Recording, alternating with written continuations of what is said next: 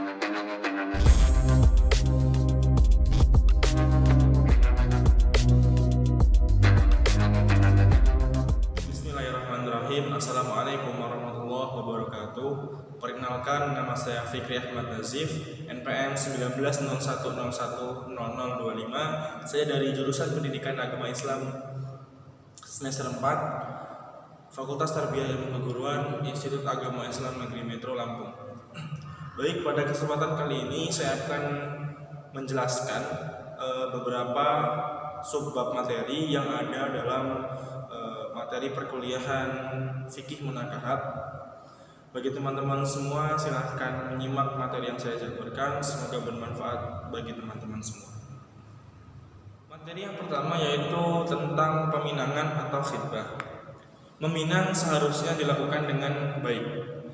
Dalam syariat Islam, meminang tidak boleh takut ketika ditolak, tidak malu untuk melamar, kemudian tidak menggantungkan, serta dilakukan dengan tata cara yang baik. Ada 4 pendapat tentang tata cara dalam peminangan. Yang pertama yaitu calon mempelai pria diperbolehkan melihat wajah dan telapak tangan dari calon mempelai wanita. Kemudian yang kedua, calon mempelai pria diperbolehkan melihat wajah, telapak tangan, kemudian kaki dari calon mempelai wanita. Kemudian yang ketiga yaitu calon mempelai pria diperbolehkan melihat wajah, telapak tangan, kaki, kemudian leher dari calon mempelai wanita. Kemudian yang terakhir, yang keempat, diperbolehkan melihat anggota tubuh dari calon mempelai wanita, tetapi hanya diperbolehkan dari salah satu anggota calon mempelai pria, seperti dari ibunya atau ibu dari mempelai pria. Yang kedua dalam fikih munakahat yaitu rukun dan syarat pernikahan. Yang pertama yaitu rukun pernikahan. Yang pertama adanya calon mempelai pria, kemudian adanya calon mempelai wanita, kemudian adanya wali nikah, kemudian adanya 2 orang saksi, baik 1 orang saksi dari mempelai pria dan 1 orang saksi dari wanita. Kemudian yang selanjutnya yaitu adanya mahar ya atau mas kawin, dan yang terakhir adalah ijab dan qabul. Kemudian selanjutnya yaitu syarat pernikahan. Syarat pernikahan terbagi menjadi 4 konteks, yaitu konteks pertama dalam konteks suami sedang tidak menunaikan ihram ya, kemudian kehendak sendiri, ketiga jelas orangnya, keempat saling mengenal ya, kemudian yang kelima tidak ada hubungan mahram. Kemudian yang selanjutnya dari konteks istri yaitu tidak menunaikan ihram dan yang jelas bukan berstatus sebagai istri orang lain. Kemudian yang selanjutnya konteks wali ya, wali beliau adalah tidak ada paksa, tidak terpaksa. Kemudian yang selanjutnya merdeka dalam konteks ini beliau bekerja bukan sebagai seorang budak, karena seorang budak pekerjaannya selalu dalam tekanan majikannya. Kemudian selanjutnya yaitu wali adalah laki-laki, kemudian sudah baligh, kemudian bukan orang fasik atau pendusta. Kemudian yang selanjutnya yaitu beragama Islam ya. Dan yang terakhir adalah tidak sedang menunaikan ihram. Kemudian yang terakhir adalah konteks mahar ya. Dalam pandangan Islam atau dalam syariat Islam, mahar sesungguhnya tidak ada batasan ya, baik batasan nominal ataupun maksimal. Karena sesungguhnya mahar itu berasal atau diminta oleh dari calon mempelai wanita kepada calon mempelai pria. Nah, dalam konteks mahar juga sesungguhnya semakin kecil mahar yang diberikan dalam suatu pernikahan, maka semakin baik pula pernikahan tersebut. Bab yang ketiga yaitu adalah akad nikah dalam Islam. Akad nikah dalam Islam yaitu ada beberapa, yaitu yang pertama tidak ada larangan agama, kemudian yang kedua adanya wali dari calon mempelai wanita. Wali ini yang utama adalah dari ayah calon mempelai wanita. Namun ketika ayah dari calon mempelai wanita sudah tidak ada atau meninggal, itu bisa diwakilkan oleh kakak dari calon mempelai wanitanya. Kemudian yang ketiga yaitu adanya mahar atau mas kawin. Kemudian yang keempat adanya 2 orang saksi ya. dan yang terakhir adanya ijab dan qabul. Ijab dan qabul ini diikrarkan secara lantang dan jelas. Kemudian bab yang keempat yaitu adalah wali dan saksi dalam pernikahan.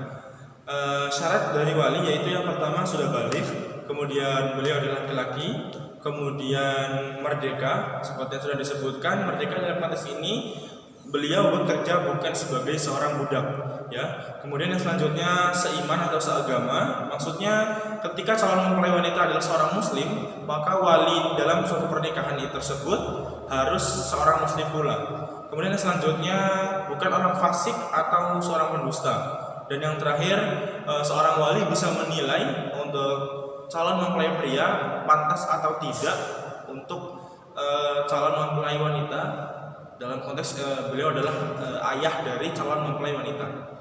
Kemudian yang selanjutnya yaitu syarat saksi, ya. Syarat saksi adalah minimal ada 2 orang, kemudian beliau adalah laki-laki, ketiga yaitu sudah baligh, keempat merdeka, dan yang terakhir beliau masih berstatus keluarga. Kemudian bab yang kelima yaitu kedudukan mahar pernikahan dalam Islam, ya.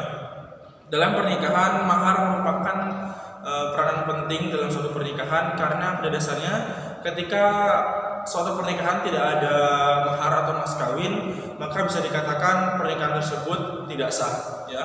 Karena sesungguhnya mahar merupakan peranan penting dalam suatu pernikahan. Untuk nominal mahar atau mas kawin dalam suatu pernikahan tidak ada batasan dalam syariat Islam, karena sesungguhnya untuk besaran atau kecilnya suatu mahar itu ditentukan oleh calon mempelai wanita yang meminta kepada calon mempelai pria. Karena pada dasarnya sesungguhnya ketika mahar itu lebih kecil dalam suatu pernikahan, maka lebih baik pula suatu pernikahan tersebut.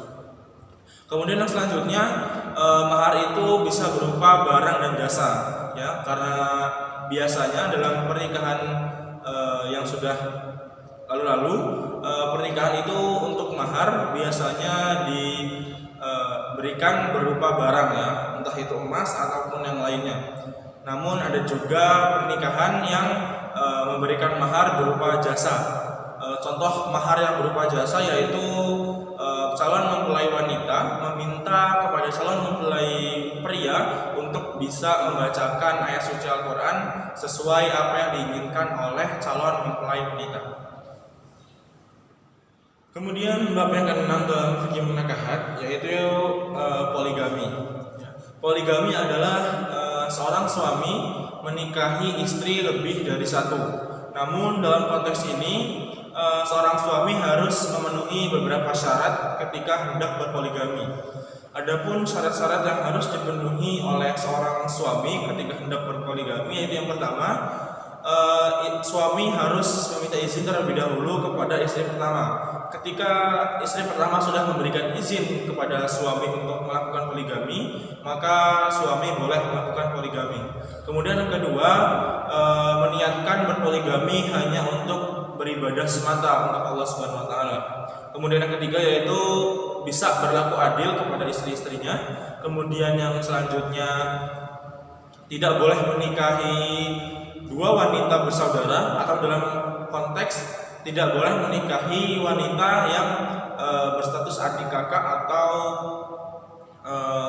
kembar, ya. Mungkin cukup dari saya. Apabila adanya kurang saya mohon maaf. Semoga bermanfaat apa yang sudah saya sampaikan kepada teman-teman semua. Pesan saya untuk teman-teman yang ingin menikah, niatkan nikah tersebut hanya untuk beribadah kepada Allah Subhanahu wa taala, bukan untuk melampiaskan hawa nafsu yang sudah syaitan bisikan kepada kita semua. Karena pada dasarnya pernikahan itu adalah penyempurna dalam ibadah kita, ya.